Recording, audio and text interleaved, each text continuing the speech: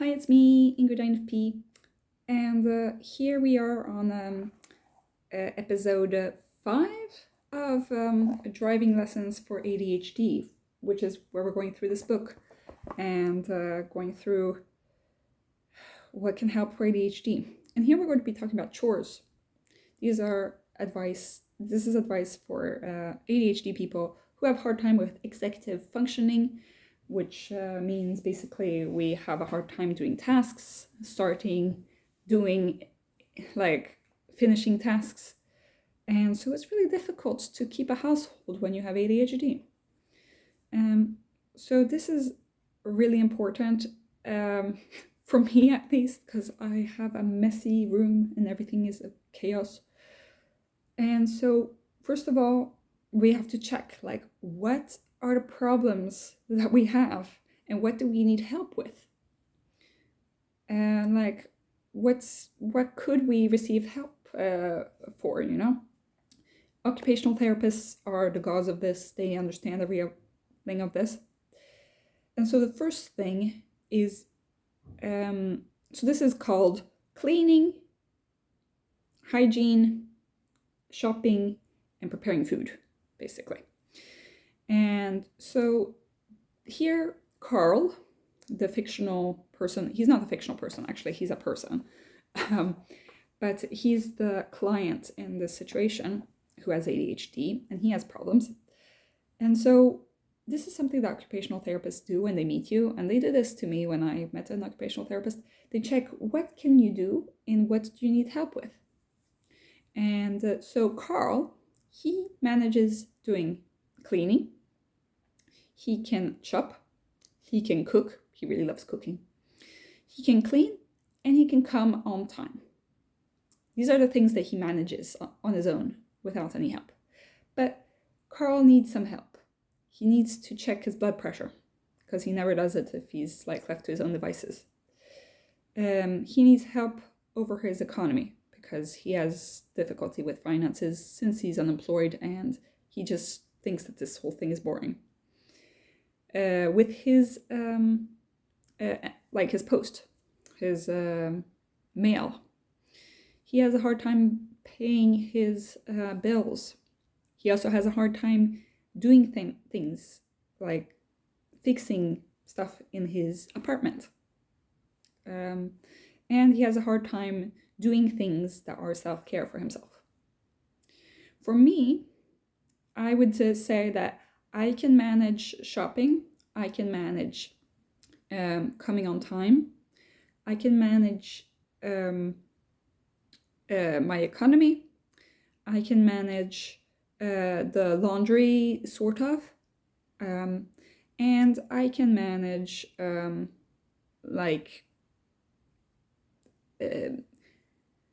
certain kind of cleaning, not much. And so what I need help with is getting motivation to clean, motivation to do the laundry, and coming to time for the laundry. I need help with making food, and those are my main problems. Anyway, Karl they make a little chart here with this is what he can do, this is what he can't do, or can't. He needs help. He needs assistance. So, for example, if you can't see, you have glasses to help you see. So sometimes you need help with these things. So they encourage you to make your own thing, your own what you can manage, what you need help with. And don't let this pull you down, okay? It's just, things that you need to do. So here we're talking about how to do laundry. And you have to make everything into small steps. I've managed to find a website that I will link in the description box below about how that helps you to put things into smaller steps. It's a godsaver. It's it really it really helps because sometimes you don't know like how to do all, like what are all the little steps, and you can get stuck on a certain step if you don't have enough executive functioning tools. So here we are in, this is what the laundry stuff means. And you can simplify things, okay? We don't all need to be gods of taking care of our households. Anyway, so this is the thing. What we need to do is we need to clean our clothes. And so what the result that we want is clean and dry clothes that are not changed in shape or like color. So these are the things that we need to do. We need to take the clothes. We need to take the soap. We need to sort the clothes. Actually, spoiler alert, you do not need to sort your clothes unless they are new or unless the color is like the color is not set, like tie-dye clothes, or if they're out of fabrics or they're homemade stuff, or old clothes. Newer clothes that are manufactured, their colors don't bleed. The first time, though, be careful, but the second time that you wash these clothes, the colors will not bleed. This is something that has saved my life, okay? So don't care about sorting your clothes. Anyway, put the stuff, the cleaning product into the place where you put the cleaning product. Then you decide the program. Then you you put the clothes in, and then you close the door, and then you choose the program again. Then you put on the machine, like start the program, and then you take it out once it's done, and then you sort them according to how they're going to dry, and then you dry them. And then, so these are the things that we have to do. Some people also fold their clothes after drying, which I do not do, okay? I end up having very scrunchy shirts, but it doesn't matter to me because I don't have like work clothes that needs to be ironed and that kind of thing. Anyway, what are the problems that can happen? Okay, do you understand the symbols on the clothes of how to clean each thing? This doesn't matter if it is a t-shirt, but if it's a suit, maybe like look at the little logos and Google them. Do you know which temperature you need for your clothes? Do you know how much load this washer takes? And you need to book a time for, in my apartment building, you need to book a time downstairs. And if you miss your time, then you've missed it. You can't clean your clothes anymore. And it's locked. The laundry room is locked if you don't come. I've been at other laundry places where it wasn't locked, and so you could come if it was empty, if nobody else had taken it. The best is, of course, to have your own laundry machine, but not everybody has that. And some people have to pay to go to the laundromat, so you have to plan accordingly. And that is a big problem if you have ADHD and you forget your stuff in the washing machine like I do. That's what happens. Do you need like a timer to remember when you have to leave? Because that's what happened to me, is that I did not put the timer on, and then I realized that I'd put my saucepan on fire, basically, because I stayed in the laundry room for too long. And I thought that I was being smart by staying in the laundry room to stay until the laundry was done before I left. But that was stupid, because actually I had forgotten my stuff in the kitchen while I was in the laundry room. So you have to do one thing at a time, not several things like I've been doing. Anyway, do you need like a timer to say when it's time to like dry your clothes or that kind of thing? Do you even have like laundry detergent, you know? Do you have it at home? Do you lose the key to your to like the laundry room? I've once locked the key inside the laundry room and I couldn't retrieve it. And it cost me $50 to get it out because they had to get the guy with the key to open it for me. And because of the system, none of my neighbors could help me. So these are the sorts of things that happen when you have bad time management, you know? So there are ways to make things easier, okay? So have a time that you choose every week to do the cleaning. Buy clothes that are easy to clean, okay? Like for me, it's just t-shirts, okay? Have a little scooper thingy for your laundry detergent. I like using like powder laundry detergent rather than liquid, because liquid, if I end up screwing it wrong on the top, on the lid, it gets sticky and it gets all over the place. So that's why I choose powder. Use a timer.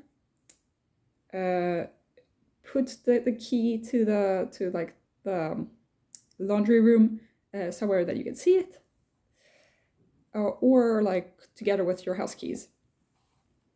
And Karl does not have a problem with this. I usually don't have a problem with this. The only thing I have a problem with is the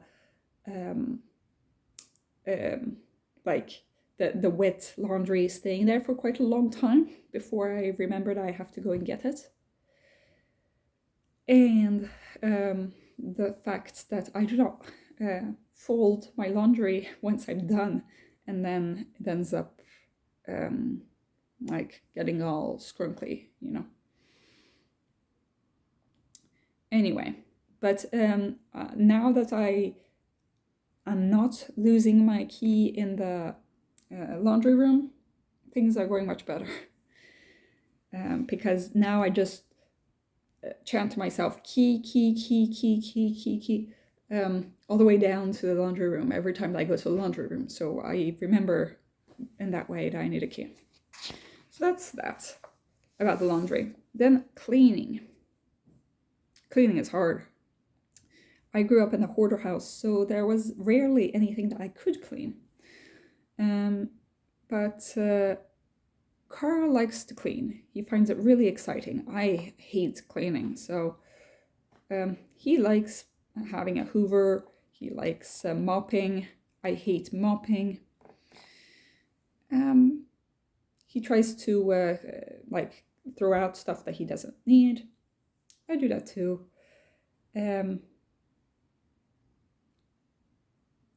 But some people have a hard time. It's hard to clean. If you've never learned how to clean, then like it's hard to learn on your own, because you don't have anybody that like can actually tell you. Sometimes you don't see what needs to be cleaned if you have sensory like problems, like a person with ADHD does. Then you sometimes don't notice what needs to be cleaned unless it's like right in front of your face or somebody points it out. I don't have a hoover, and I don't have I don't have a mop. Okay, you can imagine how bad it can get here. But I dislike the mopping. I wish I had a hoover though, but I actually find it less cumbersome. And I've actually seen other people with autism and ADHD around saying that they find it easier to have these things that you clean like a servant, you know, on the floor.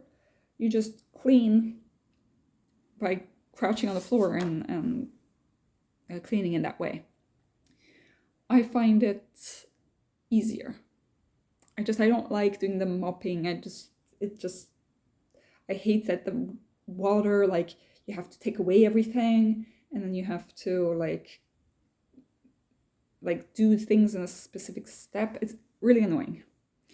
So there are a lot of steps to cleaning that people who are neurotypical they just think that it's being lazy, but it's actually pretty hard to do cleaning.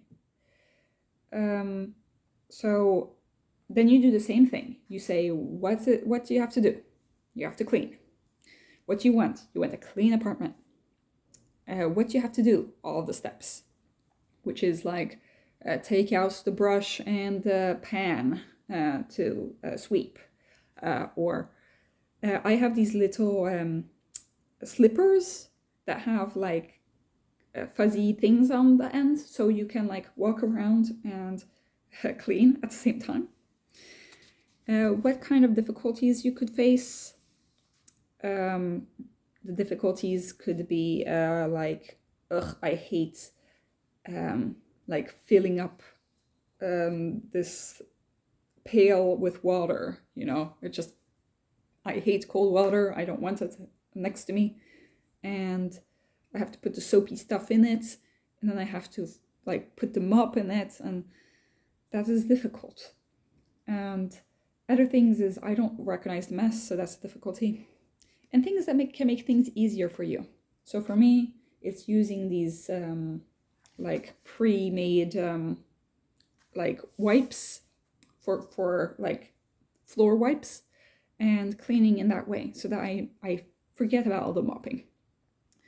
The best thing would be if I had a Hoover, so that I don't need to do the saucepan and the little brushy thingy. But well, at the moment I don't have one. I also don't like the noise of I don't like the Hoover noise. It just hurts my ears. So I need to have headphones on if I'm going to Hoover.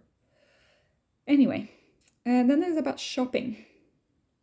So shopping is planning a menu, and I don't plan a menu. I just buy the same things over and over because I don't cook much. So you don't need to choose which day, but you can choose like certain recipes that you do a lot and deciding what you need. I grew up in like a snack household rather than an ingredient household. If you don't know what that means, like search it on YouTube. It's a thing, okay?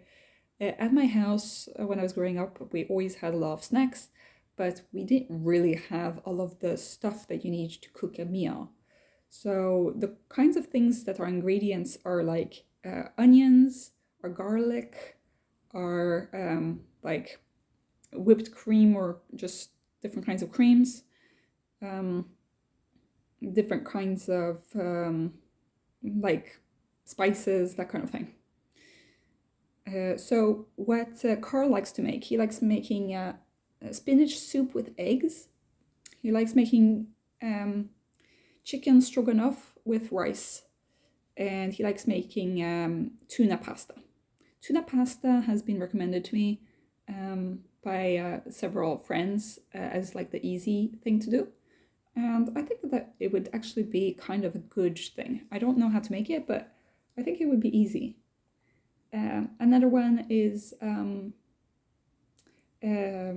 making other kinds of pasta dishes. Bolognese, I like doing that. It's just putting like the meat into the pan, and then or vegetarian meat if you like that, and putting the tomato stuff on top of it, and mixing that together. So that would be like an easy dish. People have different dishes that they like.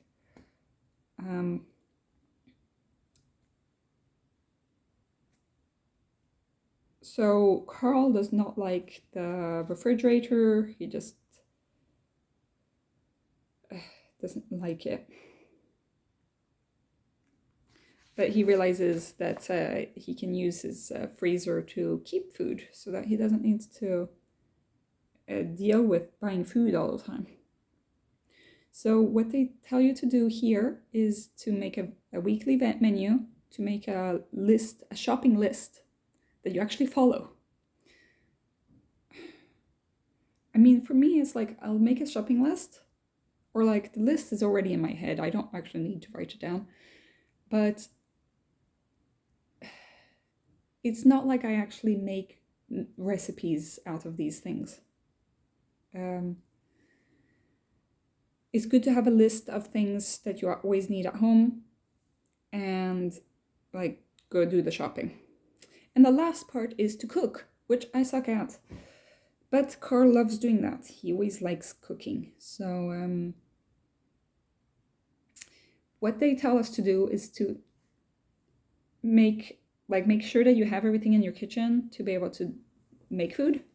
Like make sure that you have a pan, make sure that you have spices that you need, the ingredients that you need, and like look at recipes that for a few foods that you like eating that will be for a long time, and then you can freeze the rest of what you make in for like the week. That is how they tell you to do it. It's not easy for me to do this, okay? But they tell us, congratulations!